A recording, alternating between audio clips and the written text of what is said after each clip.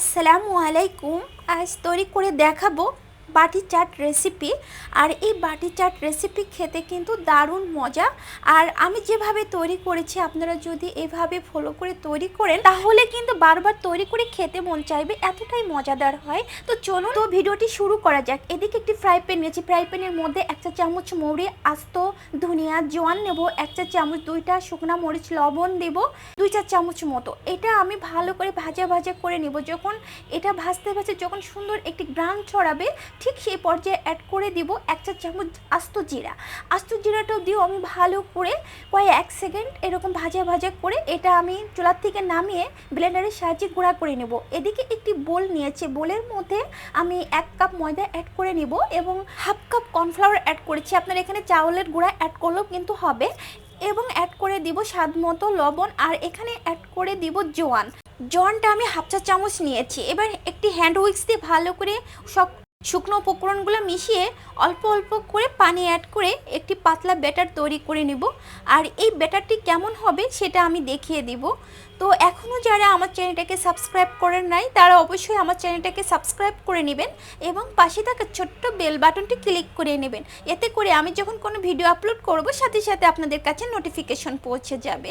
আর কোটিংটা কেমন হবে আমি দেখিয়ে দিচ্ছি। এই ব্যাটারের কোটিং দেখেন এরকম হবে, দেখেন চামচের সাথে যেরকম লেগে আছে ঠিক এইভাবে আমি এই ব্যাটার তৈরি করে নিয়েছি। তো এটা আমি সাইড করে রেখে দিব। এদিকে একটি বোলের মধ্যে আগের থেকে আমি খাবারের যে পানি সেই পানির সাথে অ্যাড করে তেঁতুল দিয়েছিলাম। তেঁতুলটা আমি ভিজিয়ে রেখেছিলাম আধা ঘন্টা মতো। এইবার আমি হাত দিয়ে ভালো করে চটকিয়ে বিচিগুলো আছে বিচিগুলো আমি ফেলে দিব। এই বাটি চাটে কিন্তু এরকম চাটনি তৈরি করলে খেতে কিন্তু দারুণ লাগে। তো বিচিগুলো আমি ফেলে দিয়ে এখানে 2 চা চামচ চিনি অ্যাড করে নিব এবং লাল মরিচের গুঁড়া দেব 2 চা চামচ। এটা আমি ভালো করে মিশিয়ে এটা সাইড করে রেখে দিব। আর এদিকে একটি আমি ফ্রাই প্যান নিয়েছি, ফ্রাই প্যানের মধ্যে রান্নার রেগুলার তেল আমি পর্যাপ্ত পরিমাণে অ্যাড করে নিয়েছি।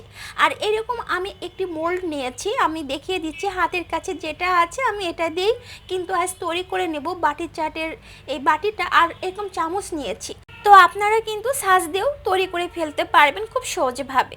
তো এইটা আমি মোল্ড এই গরম তেলের মধ্যে গরম করে নিচ্ছি মোল্ডটি। তো মোল্ডটা গরম করা হয়ে গেছে, যে ব্যাটারের মধ্যে আমি এটা চুবিয়ে এই তেলের মধ্যে আমি এইভাবে একটু হিলিয়ে দুলিয়ে দিব যাতে তেলের মধ্যে খুলে যায়। তো কয়েক সেকেন্ড পরে দেখেন কত সুন্দর হয়েছে। এটা আমি একটি স্ট্যান্ডারের সাহায্যে তুলে নিচ্ছি। তো আমি এইভাবে সব বাটিগুলা তৈরি করে নিব। তো সব তৈরি করে নিয়ে আসার পরে আপনাদের দেখাচ্ছি, দেখেন কত সুন্দরভাবে সব তৈরি করা হয়ে গেছে। আর দেখতেও কতটা লোভনীয় আর খেতে কিন্তু ভীষণ মজা। তো এর মধ্যে যে যে উপকরণগুলো আমার লাগবে আগে থেকে ভুট্টা আমি সিদ্ধ করে রেখেছিলাম, এখানে আমি অ্যাড করে নেব ছোলা সিদ্ধ সব 1 চামচ করে আমি অ্যাড করে নিচ্ছি। কাঁচামরিচ কুচি দেব এবং পেঁয়াজ কুচি দেব। আর যে মশলাটা ভেজে রেখেছিলাম গুঁড়া করে সেটা দেব হাফ চা চামচ এবং আলু সিদ্ধ করে আমি আলুটা এরকম ছোট ছোট করে কেটে নিয়েছি, এটা দেব 1 চা চামচ।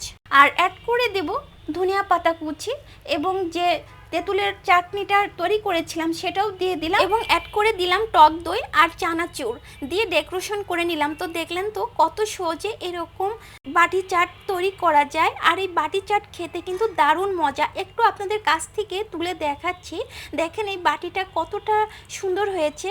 এই বাটি চাট রেসিপি আপনারা একবার হলো বাসায় কিন্তু ট্রাই করবেন, আর খেতে কিন্তু দারুণ মজা। আর আজকের বাটি চাট রেসিপি কেমন হলো অবশ্যই আমাকে কমেন্ট বক্সে জানাতে কিন্তু ভুলবেন না। আবারও কোনো নতুন ভিডিও নিয়ে আপনাদের মাঝে হাজির হব। সবার জন্য দোয়া রইল। ফি আমানিল্লাহ।